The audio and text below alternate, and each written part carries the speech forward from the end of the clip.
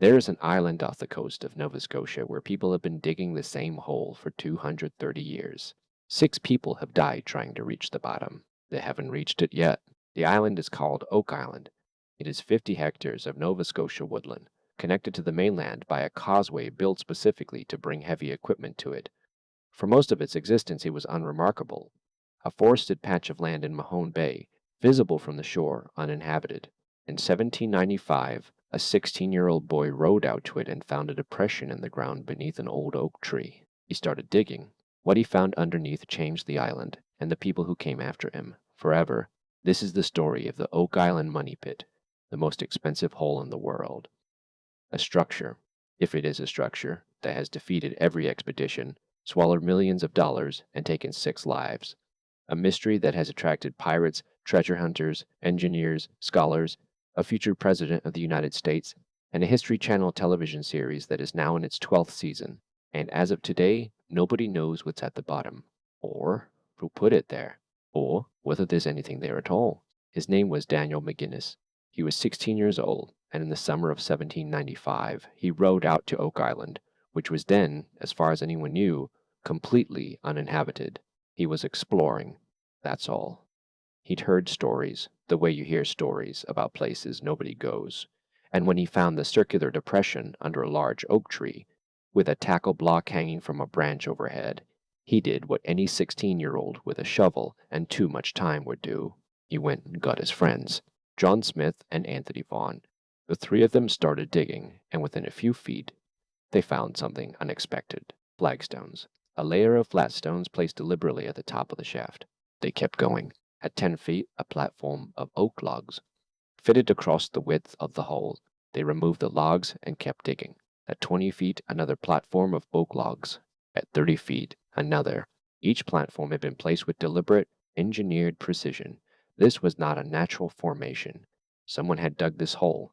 Someone had lined it layer by layer with oak platforms, possibly to prevent collapse, possibly to mark depth, possibly for reasons no one has figured out. The boys dug to 30 feet and then gave up, not because they lost interest, but because the shaft was becoming too deep to work without proper equipment.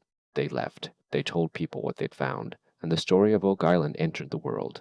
It has not left. 7 years passed. In 1802, a group of investors formed what they called the Onslow Company, one of the earliest formally organized treasure hunting ventures in North American history. They hired men, bought equipment, and sailed to Oak Island to finish what 3 teenagers had started. They re-excavated the original shaft. They confirmed the log platforms, every 10 feet, precisely placed, down and down. But they also found things the boys had missed, or hadn't dug far enough to reach. At 40 feet, a layer of charcoal. At 50 feet, a layer of putty, a sealing material. At 60 feet, coconut fiber.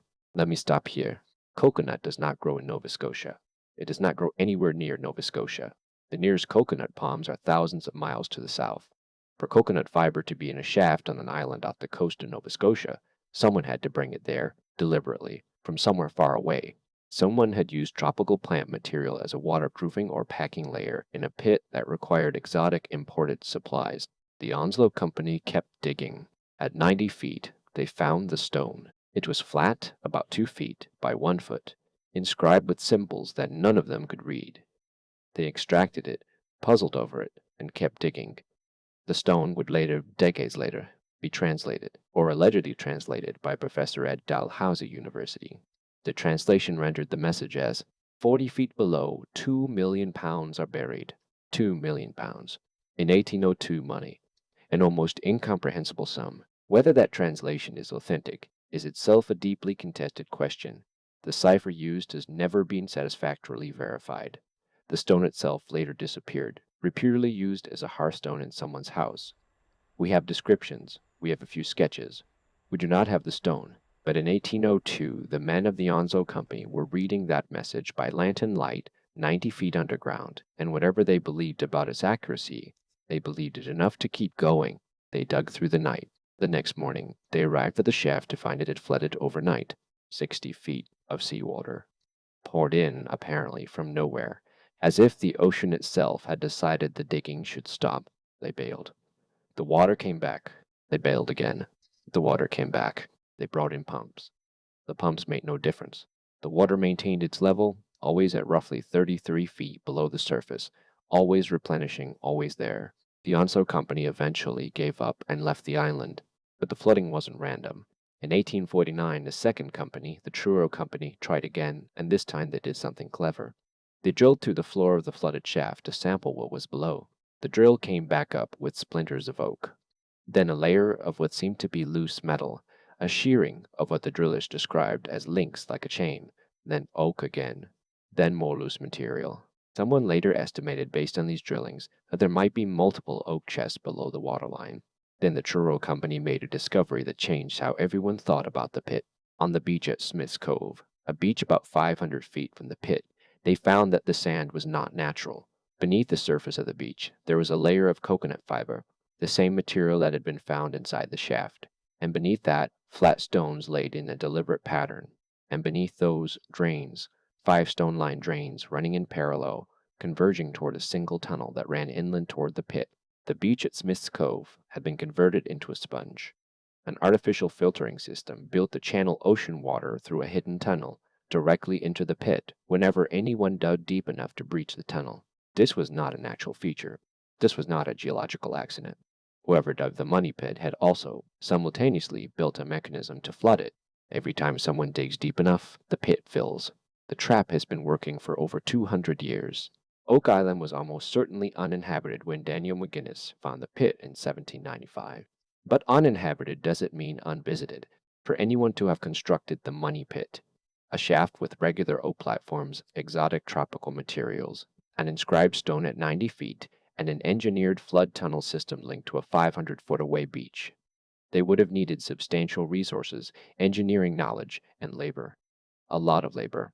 The estimated man-hours to build what's been described run into the hundreds, possibly thousands. The question of who is where this story fractures into a dozen directions simultaneously. The most popular theory has always been pirates. Captain Kidd, specifically, the Scottish privateer who was hanged in London in 1701, having, according to legend, buried an enormous treasure somewhere in the North Atlantic. The timing works. Kidd's active period predates the pit's discovery by roughly a century, and Mahone Bay was on known pirate routes. Franklin Roosevelt, who visited Oak Island as a young man before he was Franklin Roosevelt, was a committed believer in the Kidd theory and never entirely abandoned it. He kept in touch with expeditions on the island for decades. Other theories have pointed to the Spanish Empire, conquistadors' gold, royal treasure spirited away from the New World, hidden by engineers sophisticated enough to build a hydraulic flood trap. The coconut fiber would be consistent with a Caribbean or South American origin. More elaborate theories bring in the Knights Templar, the medieval military order whose suppression in 1307 sent, according to popular legend, their accumulated treasures fleeing across the Atlantic, the Holy Grail. The Ark of the Covenant, Marie Antoinette's jewels smuggled out of France before the Revolution and entrusted to French naval officers who, according to this version, had the engineering expertise to build what's been found. And then, the theory that requires no treasure at all, that the pit is a natural sinkhole formation elaborated by centuries of wishful interpretation, that the log platforms were driftwood or debris, that the flood tunnel is a natural tidal feature, misread as engineering, that everything is coincidence and the only thing anyone has ever found on Oak Island is their own desire to find something. 6 people have died on Oak Island. The first was in 1861. A company attempting to drain the pit using a steam pump suffered a boiler explosion. 1 man was scalded to death. Several others were injured. The second death came in 1897 when a worker named Maynard Kaiser fell into the shaft. And then there were the Rishdals. Robert Ristall was an English-born circus performer who became obsessed with Oak Island in the 1950s after reading an article about it. He was not a professional excavator. He was not wealthy. He was a man who had done motorcycle stunts in the steel sphere and had decided, somewhere in his 50s, that he was going to solve Oak Island. He moved his family, his wife, his son Bobby, younger children to the island. They lived there for years in makeshift accommodation, digging and working and mapping. They found old coins, they found hand-cut nails, they found a stone with the date 1704 carved into it. In August 1965, Robert Restall was working at the edge of a shaft near the beach, not the main pit, a separate drainage shaft he'd identified. He went down. A few minutes later, he didn't respond. His son Bobby went down after him. 2 other workers went down to help. Hydrogen sulfide gas. likely seeping from the waterlogged ground. Colorless and odorless at the concentrations that kill, Robert Restall, his son Bobby, and 2 other workers died at the bottom of that shaft. 4 deaths in a single afternoon. That brings the total to 6. And the island has a legend, nobody knows its exact origin, that says the treasure will only be found after 7 people have died trying to reach it, and after all the oak trees are gone. 6 are dead. The search continues. The scale of effort that has gone into Oak Island is almost impossible to process. Henry Bowden, who brought the young Franklin Roosevelt to the island in 1909 as part of the Old Gold Salvage and Wrecking Company expedition, brought power drills and promised to solve the mystery within weeks. He didn't. Robert Dunfield, a geologist and engineer, beached the island in 1965 and brought a 70-ton clamshell excavator. He built a 600-foot causeway to the mainland to get the equipment onto the island. He dug a crater 100 feet wide and 130 feet deep. He reported finding nothing definitive. The Lagina brothers, Marty and Rick from Michigan, began leasing Oak Island in 2006. Since 2014, their excavations have been documented in The Curse of Oak Island on the History Channel, 12 seasons. The show is one of the longest-running and most watched programs on the network. In that time, they have found medieval Portuguese coins, a 14th century Spanish coin, a fragment of what laboratory analysis suggested might be parchment, links of gold chain, pieces of worked lead, carved wooden timbers at depth. They have not found a treasure hoard. Every find is significant. Every find is also ambiguous. The island may have been used by multiple parties over multiple centuries, fishermen, settlers, anyone who stopped in Mahone Bay. The presence of old coins and old wood does not prove the pit contains treasure any more than finding a lost button proves there's a coat somewhere nearby. What no one has done in 230 years of trying is extract anything from the lowest levels of the shaft. Every time anyone gets close, the water comes back. The trap still works. Oak Island is not a crime story. There's no victim, no known perpetrator, no body. What it is, what it has always been, is something rarer, a question mark that has lasted 230 years and consumed an extraordinary amount of human life, money, and hope. The people who dug here were not fools. They were engineers, geologists, business people, and a future president of the United States. They looked at the evidence and concluded that something was there. 6 of them are dead. The most unanswerable question is that of motive. If someone built this, why did they build it to be impenetrable? The flood tunnel, the platforms, the inscribed stone, none of these make sense for a burial site you intend to return to. This was built to be found. The stone said so, and built so that finding it would be impossible. Why would you do that? What are you protecting? What are you hiding from? Who are you hiding it from? The most honest answer I can give you is this. We don't know what's down there. We don't know who put it there. We don't know if the engineering is human or geological. We don't know if there's anything to find. What we know is that people keep going back. 6 of them didn't come home, and there are cameras on that island right now.